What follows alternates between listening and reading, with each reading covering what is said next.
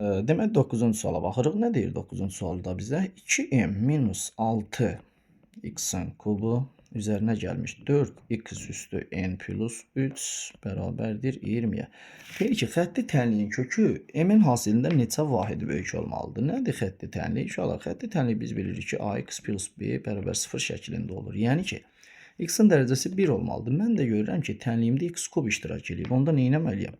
X kubun əmsalı nəyə aparmalıyam? 0-a. Yəni ki, 2m minus 6-nı götürməliyəm bərabər 0.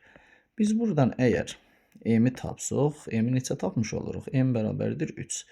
Və n-in də dərəcəsi nəyə aparmalıyıq? 1-ə. Onda n-i də burada nəyə tapılacaq? Mənfi 2.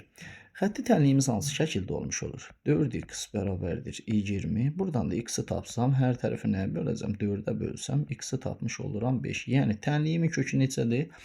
5-dir.